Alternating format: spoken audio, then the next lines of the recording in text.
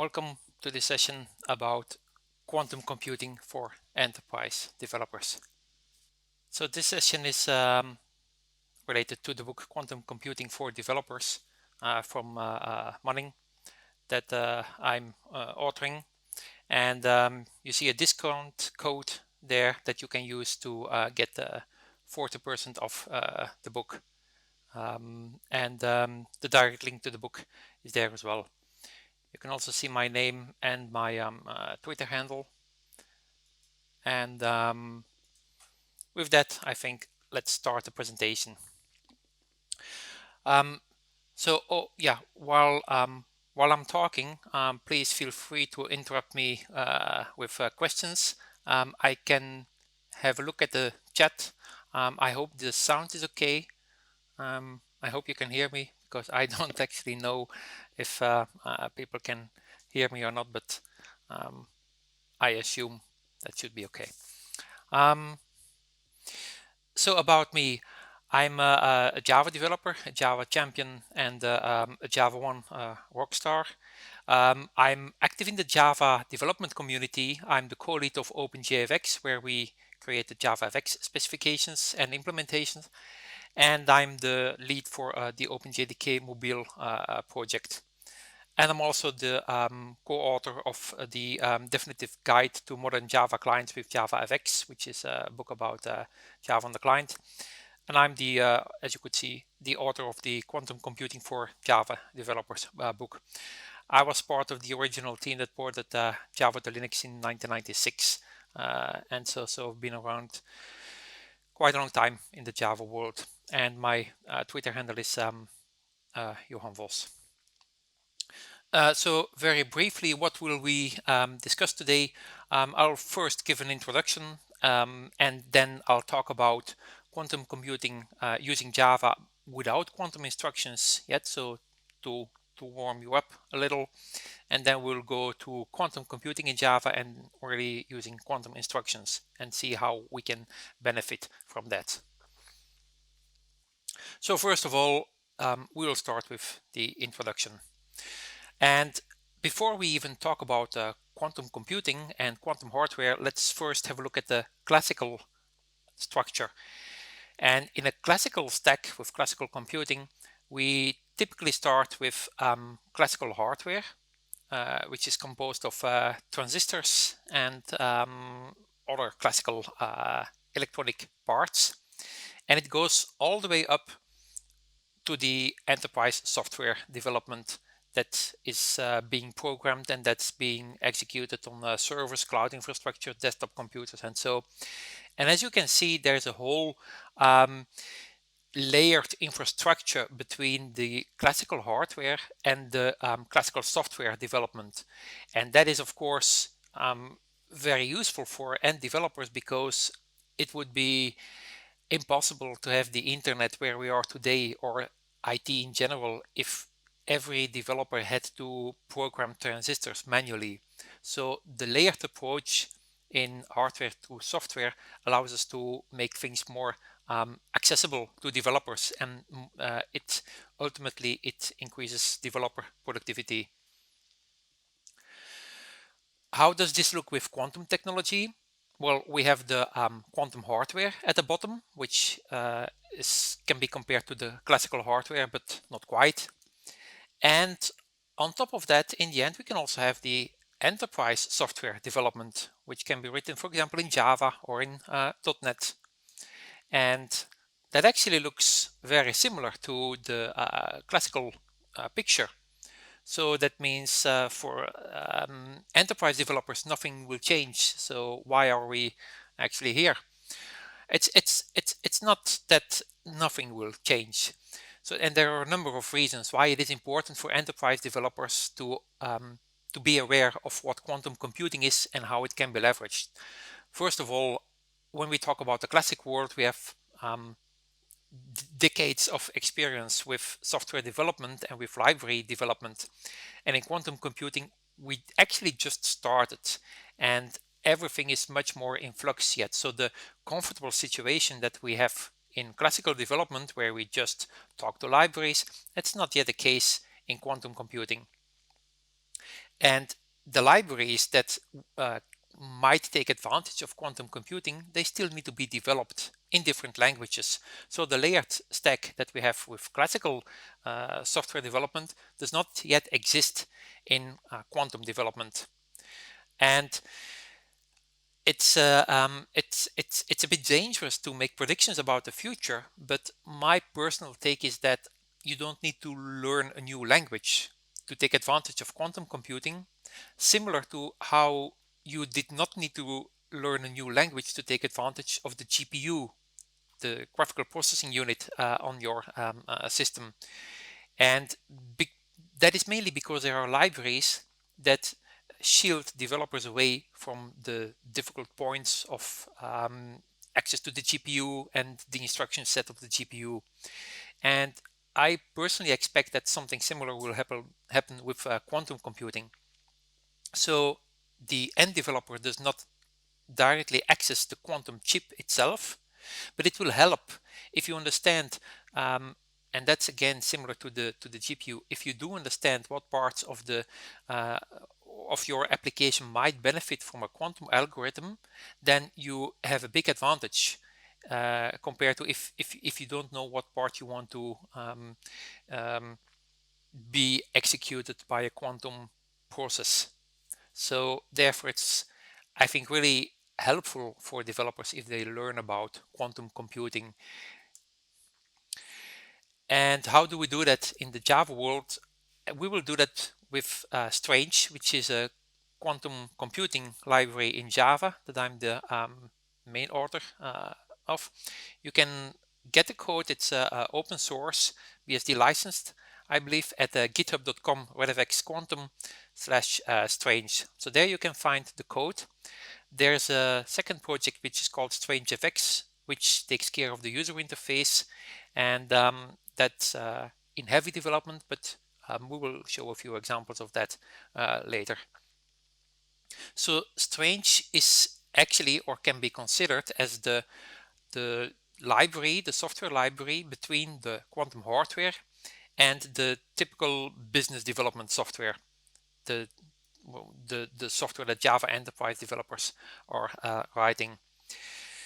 Now, when I say that it's in between the enterprise software and the hardware, it's not entirely correct. For example, I don't have a quantum computer here in my office, but we can use a quantum simulator. Before I talk about that, I should mention first that with Strange, we have a high-level API that exposes the quantum libraries as Java objects, as Java calls, and those are implemented in a lower level quantum core layer, which is more dealing with the quantum concepts, still written in Java, but it's much more low level and requires more understanding of quantum computing theory. And those two different layers are the ones that we will discuss. So we will discuss the high-level API in the second part of this talk and the low-level API in the third part of the talk. So, and the low-level API talks to the quantum hardware, but as I already said, I don't have a quantum computer here, but Strange also contains a quantum simulator. And the benefit of that is that you can already write your applications taking advantage of quantum hardware without the quantum hardware being there. The APIs, the Java APIs, but also the low-level APIs are exactly the same. And that is an approach that's been taken by most of the quantum libraries in different languages. That is that the real low-level integration with real hardware might change, but the higher level APIs are independent of where you're executing the code. So if you program for a quantum simulator, the same application will provide the same results on real quantum hardware. There's actually a third execution environment, as I prefer to call it, that is also very applicable to quantum computing, and that is a quantum cloud. And that is sort of a mix of two evolutions in IT. So first of all, quantum computing is becoming more and more relevant, but also the cloud is becoming more relevant as an infrastructure that allows you to offload applications so that you don't need to maintain your own server farm and so. And similarly, and even more pronounced in the quantum world, it makes sense to offload quantum algorithms to a quantum cloud because, well, typically a classical server farm requires lots of cooling and power and security infrastructure and so. And a quantum cloud is a farm of quantum computers is even more challenging to maintain because of the restrictions and the specific requirements to for quantum computers. Most of the quantum computers by IBM, for example, require a very low operational temperature, a few millikelvin above absolute zero. So it's that is something that's not easily accomplished in a typical server farm. So we have a Java API on top of a quantum simulator or a quantum cloud, and hopefully later real quantum hardware as well. It's actually one of the things I'm working on right now, and that is interfacing between Strange and the quantum, the real quantum hardware that is available in the cloud from IBM, for example.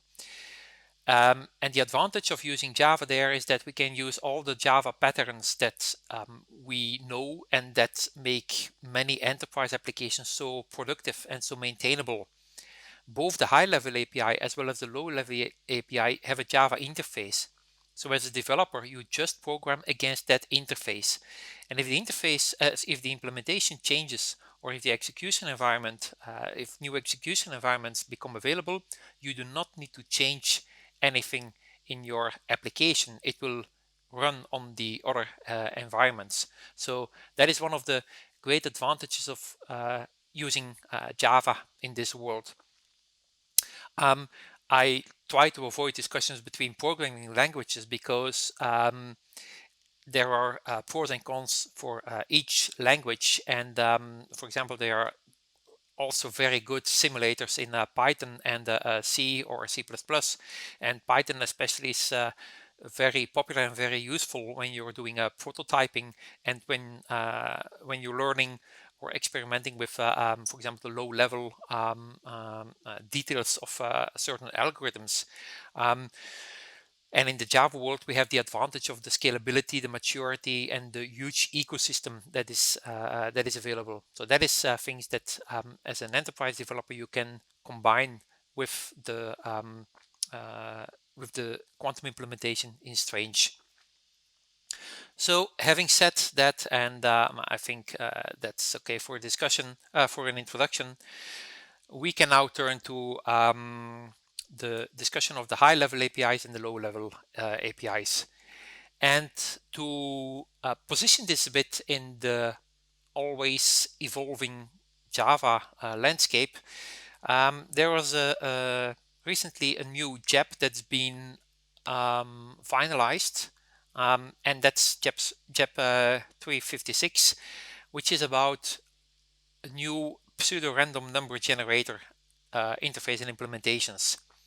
And that is something that has just landed in OpenJDK, so where the Java specification is implemented. And if you download early access builds, I think very soon, this new JEP will contain will be part of it. This specification describes how random number generators are dealt with in Java. And special attention should be given to the word pseudo here, because most random number generators are not entirely random. And it is, however, very important to be as random as possible. Now, if we look at the Java doc for this new implementation, it says something very interesting in the end of the first paragraph. It says that the interfaces that are created for this implementation are do do not cover only deterministic algorithms, but they're also capable, or they're also paving the way for future real random sources. For example, quantum mechanical effects. So this is one of the examples where I do believe that quantum computing is going to be very important in the Java world, and will be important for every Java developer who deals with random numbers, for example. Granted, it's also one of the easiest examples that I could provide with some real code. So it's a nice coincidence that this JAP has been landed shortly before I am presenting this session. So random is important, as I said. So why is random and why are random numbers very important? For cryptographic systems, it's known that the more random the values are, the better the security. If the randomness of a system can be hacked, then there goes your security. And it's not only in cryptography but also in statistical analysis. It's really important that if you want to do some analysis, that you can really rely on random numbers being random, and not have a pattern.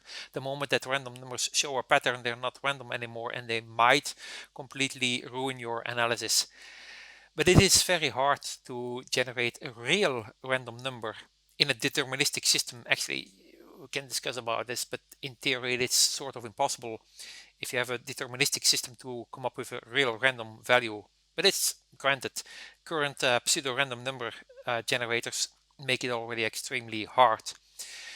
But a quantum, some real-world quantum effects do result in a random outcome.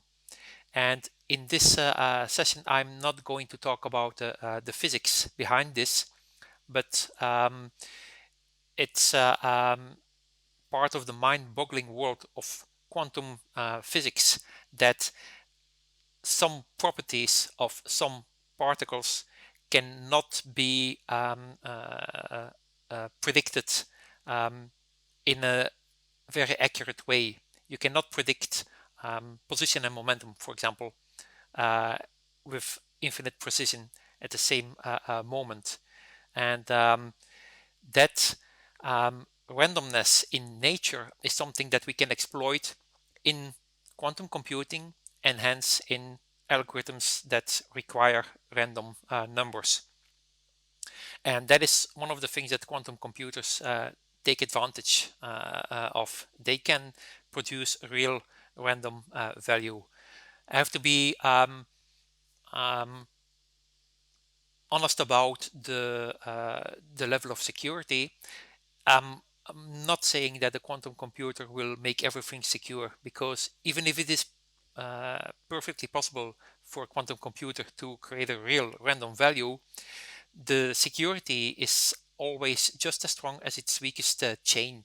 And if you have a very secure password, but you show it to the rest of the world, then your password is not very secure anymore. So like all or like many systems, security, well, the weak point is often humans not taking enough care about security. Having said that, so I just want to temper the expectations that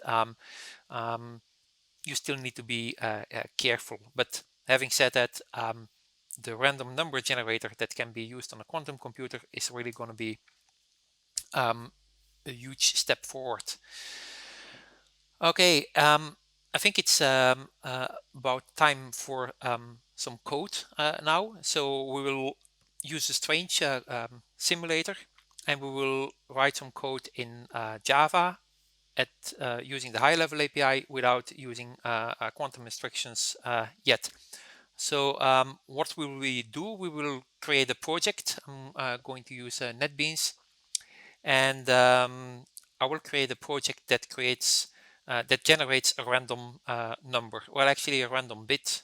it's going to generate 0 or 1, and then I'll create a few other projects as well. So let me switch to NetBeans, and I prepared the code, but I think it's probably more fun if I remove what I already had, but I'll just put it in comments just in case I forgot what to do. So first of all, we will create a so we have a Java application with a main method, and we will call a method generate random bit, which will, well, let's say will just print a random bit. You know what? I'm gonna remove this. I think it should work. It's a live demo. What can possibly go wrong? Generate random bit. It needs to be a static method.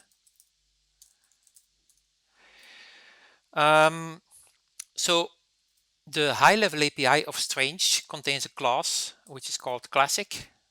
It's probably already imported, and that contains a number of classical algorithms. One of those is random bit, and it returns an int. So that sounds very easy. So we just invoke that method, and we will get a random bit. And to make sure that this is a random bit, let's print it out. Our random bit is, so don't worry, this is we will later discuss what the classic.random bit is doing, but at this moment I just want to show how you can use quantum benefits without having to use the code that's without having to go deep in the code that's doing this. Well, while we're actually here, I'll quickly show the classic class, and you see in the random bit implementation, you see that this is dealing with qubits, and so we'll come back to that later. This is going to be executed on a quantum simulator, a simple quantum execution environment, but forget about that for now. Just see that we have this method that generates and prints a random bit. So if we run the application, compile and run, sorry, you will see that our random bit here is 0. How do we know that this is a random bit? Well, we don't, so we just run the application again, and now the random bit is again 0, and we run it again, and now it is again 0. This is truly random, otherwise I would have made it 1 the third time to show that it's more or less random. And now, oh yeah, here we are. Now it is a 1. So this time it's 1. So we had 3 times 0 and 1 time 1. So this is not yet, of course, statistical proof that this is really a random number generated, but you could see that at least a number of times it was generating 0, and 1 time it was generating 1. We can actually count the zeros and ones. So for example, we will use 0 and 1 as counters, and we can iterate, for example, 1,000 times over this random bit generator. And when the random bit is 0, we will increment the 0, and when the random bit is 1, we will increment the 1, and in the end we will just print the number of zeros and ones.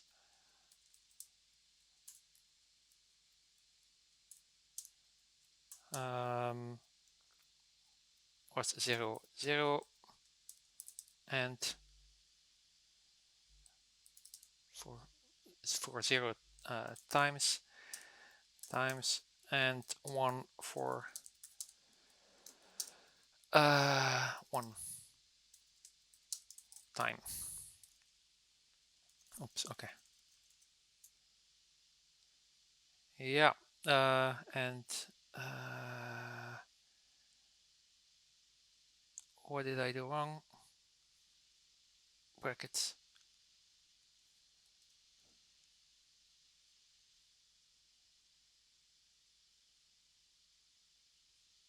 Where did I? Forgot a plus here. Sorry, it's almost 10:30 here. So okay, we save this and we run this again. I was running from NetBeans now, but I can also run from Maven.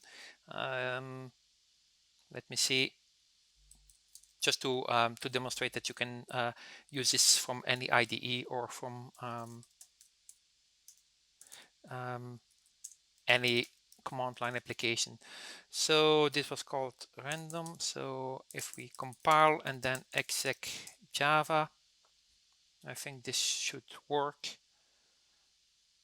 Okay, yeah, there you go. You see our random bit. It's a bit small, but it shows our random bit was 0 for 514 times and 1 for 486 times. So that being a bit small, I'll run it again with NetBeans because that allows me to use the slightly bigger font size here. Okay, and now it was 482 times 0 and 518 times 1. So that's granted not very impressive for a quantum algorithm that's even hidden behind the classic interface, but it is the very first algorithm that I wanted to show, and it's I think the outcome is very understandable, and it is also extremely relevant. The moment that you can generate 0 or 1 in a truly random way, you can generate a seed in a random way, and then you can generate the whole numbers, the number generator in a random way. So that's a very useful start. Okay, thank you, God Warrior 1, who tells me that the terminal is readable as well. So that was the easiest algorithm, generating a random bit.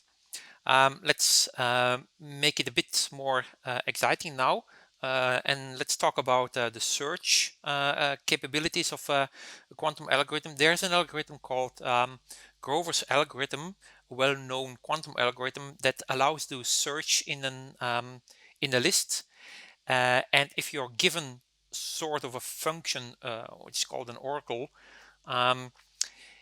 that algorithm, Grover's algorithm, will determine the element from the list for which the function would return 1 in square root of n steps, where n is the number of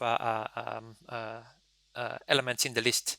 Typically, it would take n steps to be guaranteed that you have the correct element. But with a quantum algorithm, it will be square root of n.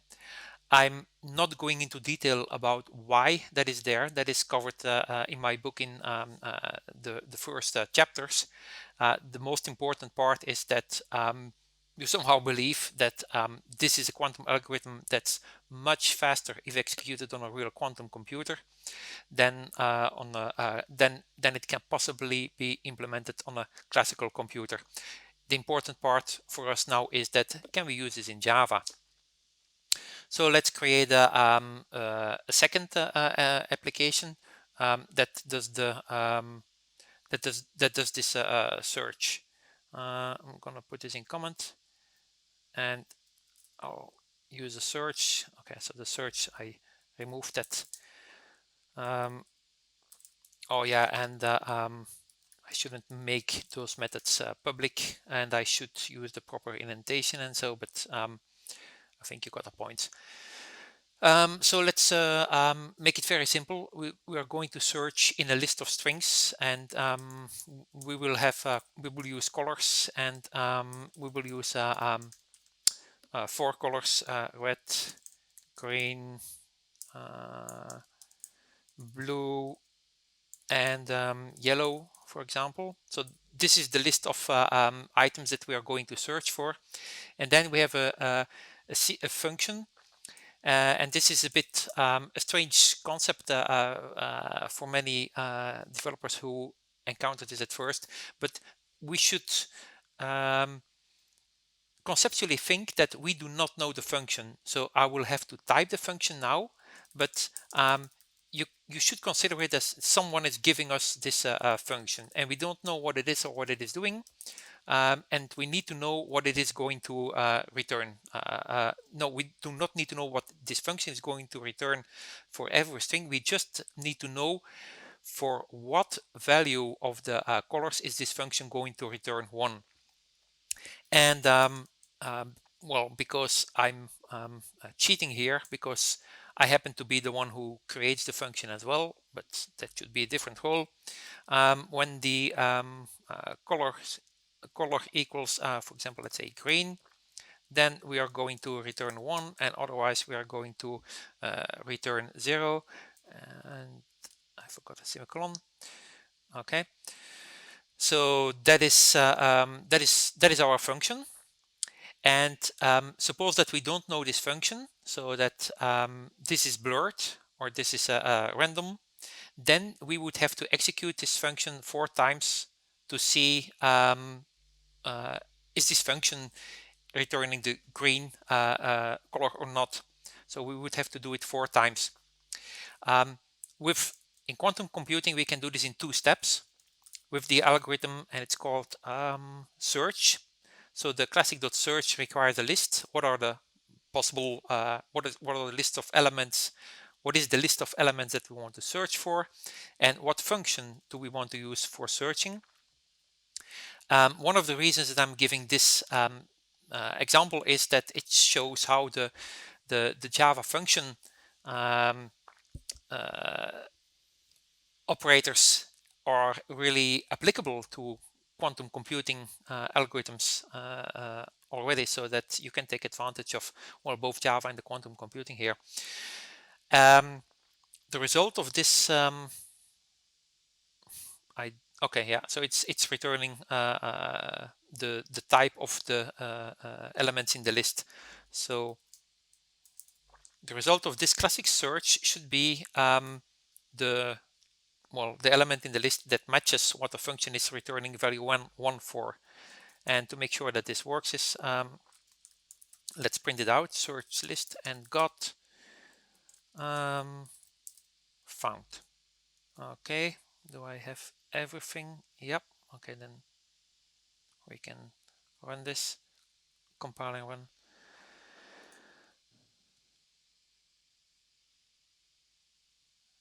And this is going to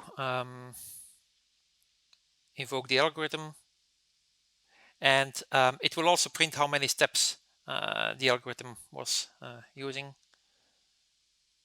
So, okay, steps is 1.57 steps, and with a probability of almost 1, which is 100%, the algorithm says that green is the one. So this is Grove's search algorithm does not give 100% probability. It is it's not 100% accurate, but it gives, at the square root of the number of elements, it gives something with a very, very high probability. And in the in my book, I discussed the why that comes. So this is second example, classic approach to search. The third algorithm, and that is something that's often very interesting to journalists and to well, people talking about quantum computer. The third algorithm is about integer factorization. If you know the hype about one of the hypes about quantum computing is that this will break encryption, and that is because a quantum computer is supposed to be able to easily factor a large number into its factors. For example, 15 equals 5 times 3. Um, you really need to take that with a serious grain of salt.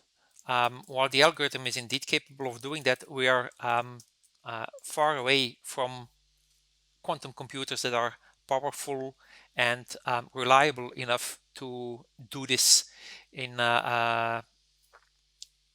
in a reliable way.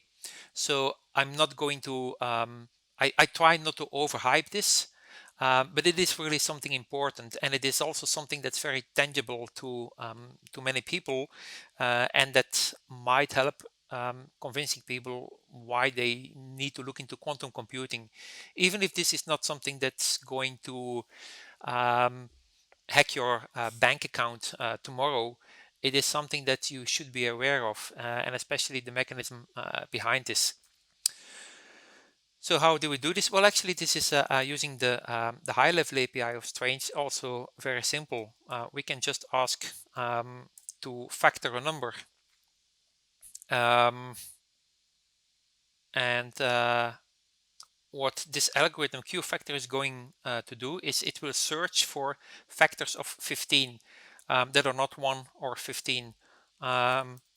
So we then know that if we have one factor that we can factor 15 into factor, and then it's 15 divided by the factor is then of course the other factor. Okay, I think that should be it. You can just it should work on with NetBeans here. I noticed that sometimes running it from the IDE becomes slower, and this is definitely something it's important to mention. This is something that is slow on a quantum simulator because it uses lots of memory. So on a quantum simulator, this is much slower than on a classical computer. Okay, so this was fast because it had a good random number from the beginning. But a quantum simulator simulates all the possible states of a real quantum computer, and that's a huge number of states. And it simulates this in classical hardware. So it is actually extremely non-performant compared to a real quantum computer. So in the scale, you would have a quantum simulator is slowest, then a classical computer is faster, but then the real quantum computer is fastest. Of course, only for some certain algorithms. Okay, so what we did now was we had three applications generating a random bit, using search, and factoring an integer into two numbers. And that is that was the explanation on how you can use the high-level API of Strange to deal with quantum algorithms. Now we will go to the low-level APIs, and these are the ones that are actually very interesting, and I find them very interesting, and I think many Java developers will find it interesting too. And in the long term, those low-level APIs will, however, in my opinion, become mainly invisible to most of the developers because they will be implemented in libraries like Strange and hopefully many others. And you don't need to deal with them. However, it's very interesting to learn about the low-level API. I'm first going to answer a question. So the question is, shouldn't there be multiple possible factorizations? Yes, that is true. So what we typically use this algorithm for is to factor numbers that are the product of two prime numbers.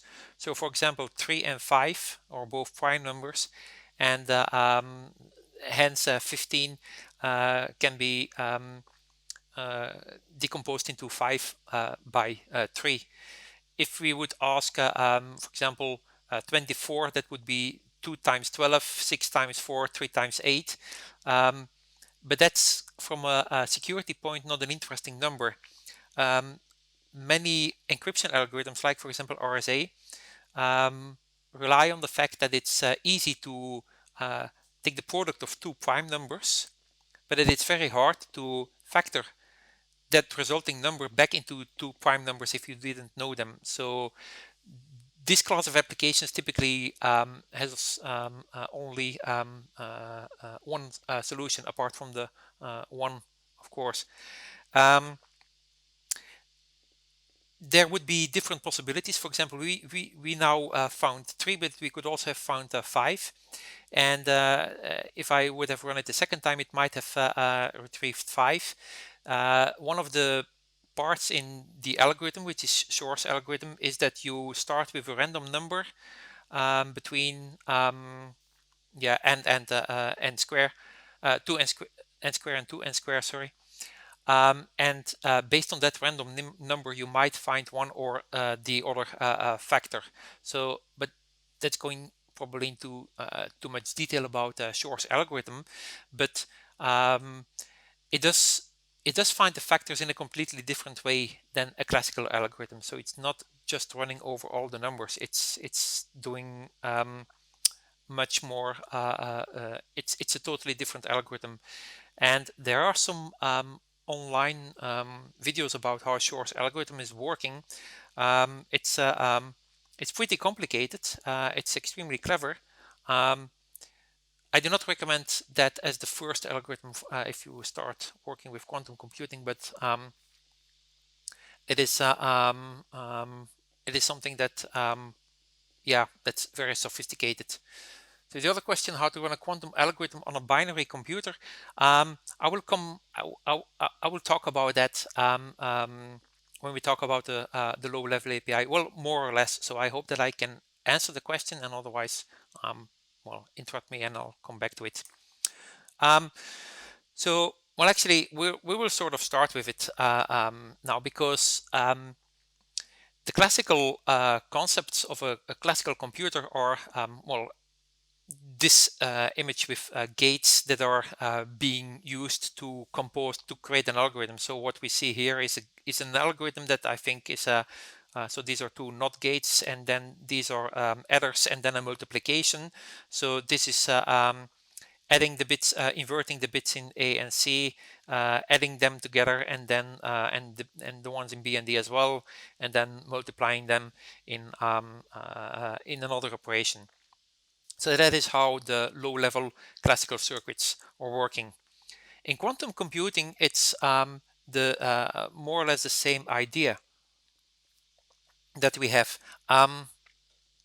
We have a circuit as well with gates and qubits. So if we look a bit in a bit more detail, the quantum elements. So let's call the whole circuit a program. Some call it circuit, some program. In Strange, we call it a program. Contains a number of qubits, which is the quantum equivalent of bit. And I will explain the difference in 10 minutes or so. For now, assume that this qubit is a quantum equivalent of a bit. We have 4 qubits here that are initially in the 0 state. And different gates operate on these qubits. For example, we have here an X gate, which is sort of a NOT gate. It will invert a qubit. And other gates will, this is a conditional NOT. So if this qubit is 0, then this the state of this one will be inverted, and we structure gates in different steps. So as a result, a quantum program where you first create some gates on qubit 1, for example. So we apply a NOT gate to qubit 1, which is shown here. This is qubit 1, and this is the NOT gate, denoted by X. We create a step, we add this gate to the step, and we add a step to the program. So to run this program, we will create 1, 2, 3, 4 steps. This step will contain 2 gates. This step contains 1 gate, and it's a composed gate. So it looks a bit like classical computing, and that's why I like to start showing it like this. And this is a picture created with Strange FX. So this is a visualization of a typical low-level quantum application. And I will, before I talk about quantum superposition and about how you can actually answer the questions how we can run quantum algorithms on a binary computer, let's go to some code first. I think I didn't need that anymore. Yeah, so let's well, again, let's remove this because we don't need this, and let's create the low-level implementation of this random algorithm. Static void random. Okay, so again here the goal is to create a random integer, and we will now use the low-level APIs. Now, to cheat, what we could do is we go to the strange source code. So this is in the strange.algorithm package, and we just take the code that's there. We're not going to do that. We are going to duplicate it. But what you can see here is well, very similar to what I showed before with the program and the steps and the gates. Now you see here a special gate, the Hadamard gate. We will ignore that for now because we first, I think it's better to first show the flow that was on the slide, and then we can talk about the randomness. So the example on the slide was we created a program. Let's make it easy and just with 2 qubits. So we created a program with 2 qubits. We create a gate. We call it X. Is a new gate. Is a new X gate that operates on the first qubit, for example. We make a step, which is a new step, and we add the gate to that step, and we add the step to the program. So these are the low-level APIs. Now, okay, yeah, so what you see here is we create a quantum execution environment, and that's an interface, and we now create a simple quantum computing, simple quantum execution environment, which means that we're not creating a cloud execution environment or a real hardware execution environment. But because this is an interface, the code that I'm going to run now on this simple execution environment, which is the local simulator, will also run on other execution environments when they become available. So even this low-level algorithm will run on other execution environments as well. All these execution environments have a method run program where we can supply the program, and the result of running a program is what we can call a result, and we can retrieve the qubits from the result, and then we can print them. For example, qubit 0 is that's okay, I have to assign the qubits here to an array, and qubit 1 is qubits 1. Oh, and before I can print them, we have to measure them. So that's you are measuring the value of the qubits. All right, that's it.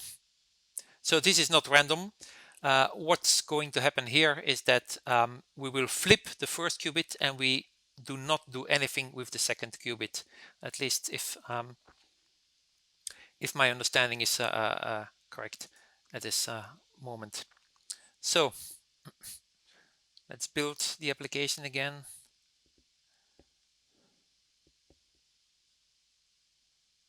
And now it's compiling. And here it is executed. So yeah, indeed, the first qubit is flipped to 0 and the second qubit stays at 1. Now, if we want to visualize this, I think that's really helpful. What we can do is call renderer, which is part of StrangeFX. We can render the program called program, and that will then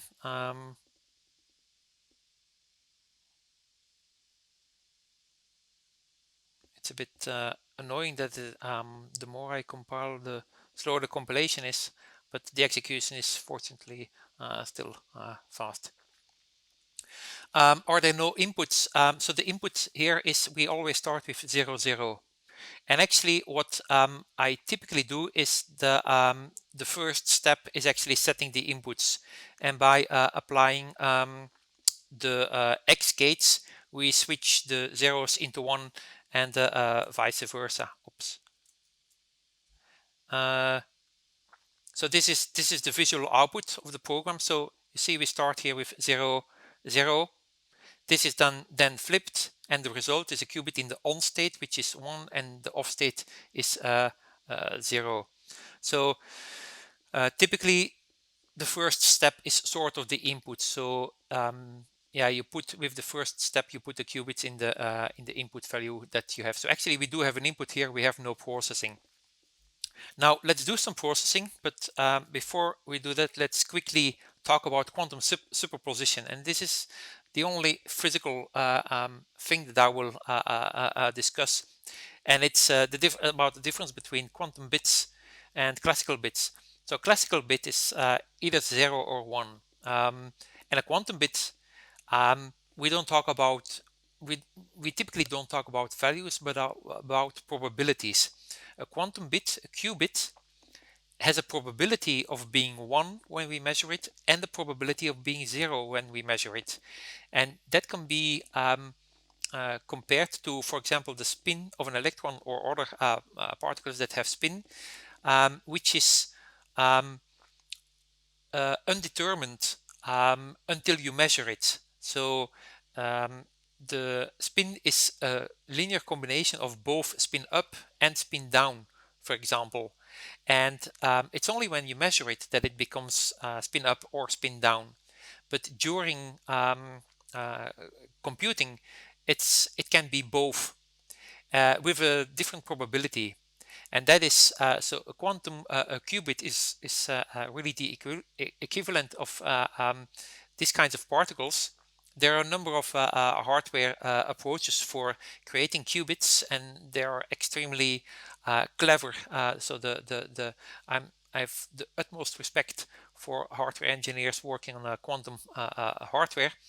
And the result is that this our qubits can behave exactly like how nature is behaving, with their state being in a superposition of on and off, up or down, 0 or 1. And that opens lots of possibilities if we can hold two values at the same moment in one qubit. That means that we can hold 4 values of that qubit, 4 values in 2 qubits and 8 values in 3 qubits, and that scales exponentially. And of course, in the end, we only measure one value per qubit, but all the calculations can be done on a superposition of 0 and 1. and that makes quantum algorithms very interesting, but also very hard, because you need to come up with a clever algorithm that modifies your input state towards an output state that tells you something about the system itself. And that is why quantum algorithms, even though you measure only one value, still take advantage of computations with different or superpositions of qubits. And that is the reason why quantum computing can tackle exponential problems, because if with 2 qubits we can represent 4 values, and with 3 qubits we can represent 8 values, that goes exponential. Now, if we want to simulate that on a classical computer, we also need exponential more memory to hold those values, because on a classical computer, if we simulate this, we need a vector that keeps the probabilities of the quantum system, and that means that for 5 qubits we need 32 values for holding the different probabilities, and that also scales exponentially. So simulating a quantum computer becomes exponentially harder. But also you can look at it vice versa. A real quantum computer is going to be exponentially faster, can hold exponentially more values than a classical computer. But it's really important to say that the moment that you measure it, and that's the same as in real nature, if you measure a spin, you will always measure either spin up or spin down, and not something in between. So you need to be very clever with your experiments so that you can take advantage of this weird property.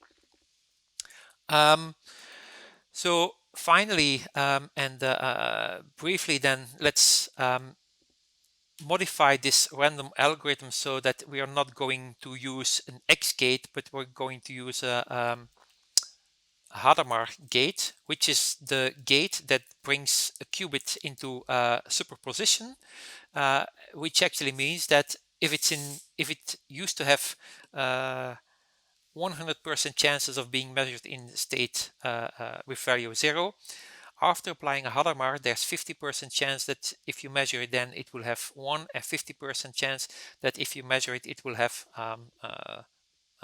0. So we only need 1 qubit anymore. So we're not going to use the second part. We can still call the gate X. And if we run and compile it now, we kept the visualization, so you will see the visual output of this program. And you could already see that this is returning 0. So, and this is interesting to look at. If you look at the output from strange, you will see that this says 50% chance that you will measure 0 and 50% chance that you will measure 1. Our measurement is, of course, doing a single measurement, so it's not going to say 0.5. It's always going to say 0 or 1. So, and this is what we have now here is almost the same implementation as what we had in the random bit algorithm. You see, we just did it a bit more concise here. We have a program with 1 qubit and 1 step, and in that step we had 1 Hadamard gate, which created the superposition. And if we measure that, then we will get a real random value, because that is what nature is giving us, a real random value the moment that you measure something that was in a superposition state before. Finally, running out of time, but there's one other UI trick that you can we can, for example, run this application 1,000 times, and then we can show the probabilities in a visual way.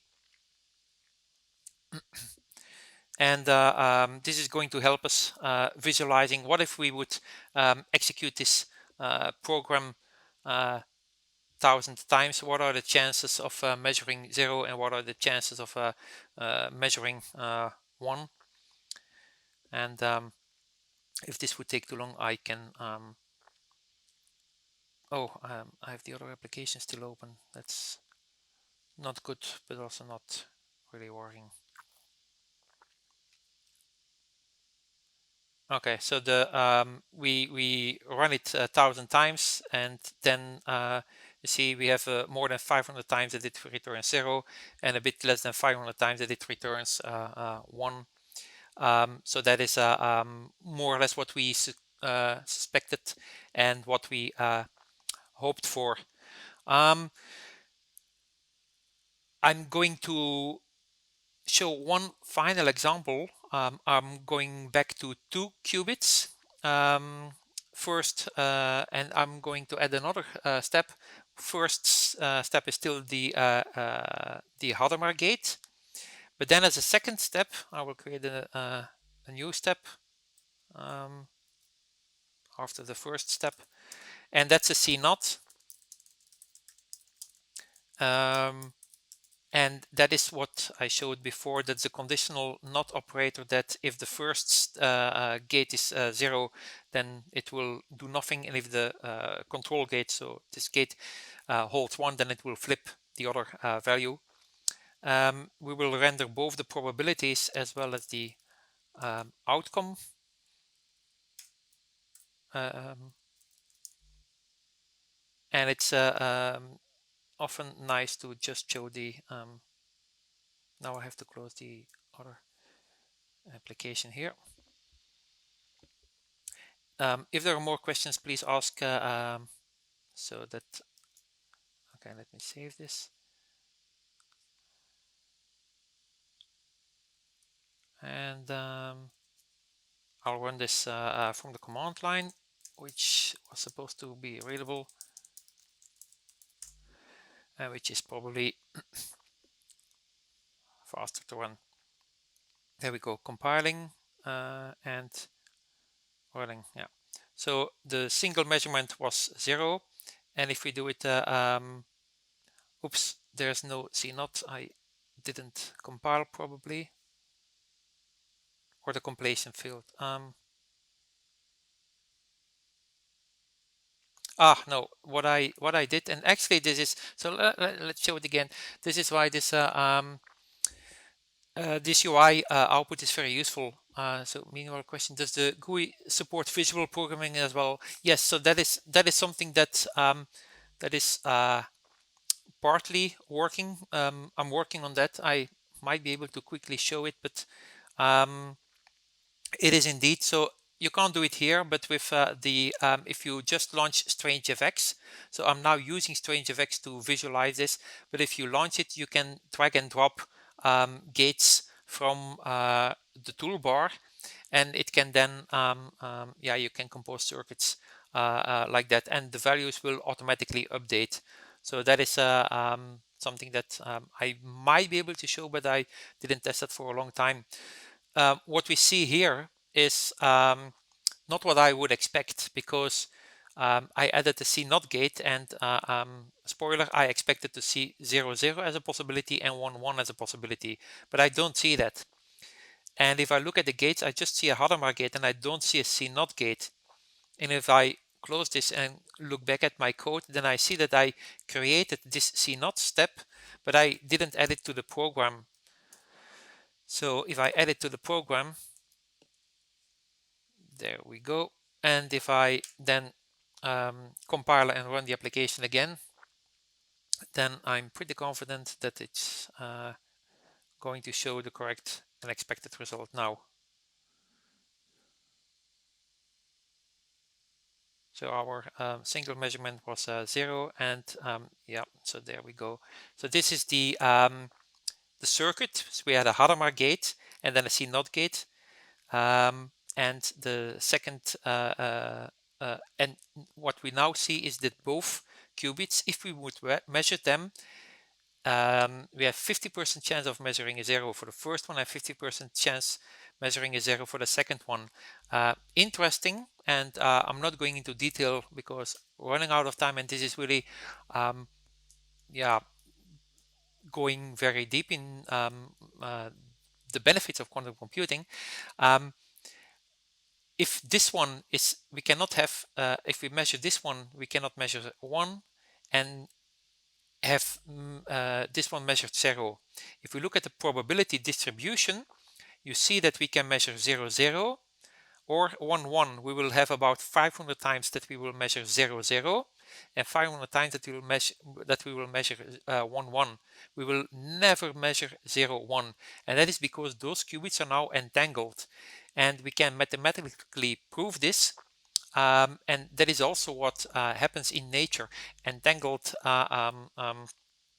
particles are amongst the most fascinating part of quantum physics, and this is what we take advantage of in quantum computing as well. And so this is also one of the bases for secure communication using quantum networks, that the moment that you measure one of those qubits, you do know the other qubit as well, because they are entangled. Even though they might be light years away from each other, they are entangled, which means that they do not have the same value. But the moment that you measure one, you know that the other one has the same value as well. So I hope that I answered the question about how to run a quantum algorithm on a binary computer. If you look at the strange source code, you will see that there's lots of matrix operations that we do. So when we run a program, and this is the strange source code which you can get on GitHub.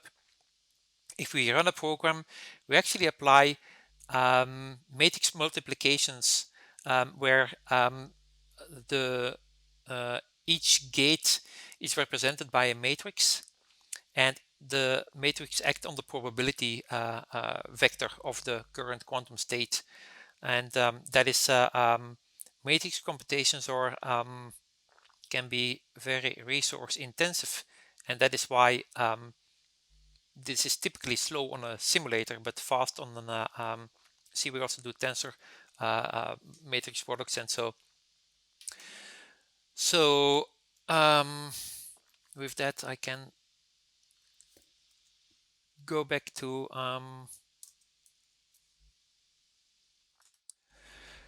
my last slides. So to recap, with Strange we have a high-level API and a low-level API. The high-level API requires you to use only existing Java types, nothing new or fancy. With the low-level APIs, this is if this is very interesting if you want to know more about how quantum computing is really working. And the high-level API is using the low-level API, of course. So you can choose what you want or what you are most interested in. Again, thank you for attending. And I'm really always excited when I see people being interested in quantum computing, and especially if they want to combine it somehow with Java and the rich ecosystem of Java. So you can see my Twitter handle here. So if you want to reach out, you can contact me via Twitter. And of course, you can find much more information in the book, which is in MEEP. All chapters are there, but I'm adding more more code samples and documentation to the final chapters before the book is going to be published. So unless there are other questions, I think I'm gonna call it a day here. So thank you very much for the questions. Those were really the good questions to ask. That shows that you're really up to speed for doing real quantum work on simulators. Thanks, and see you next time.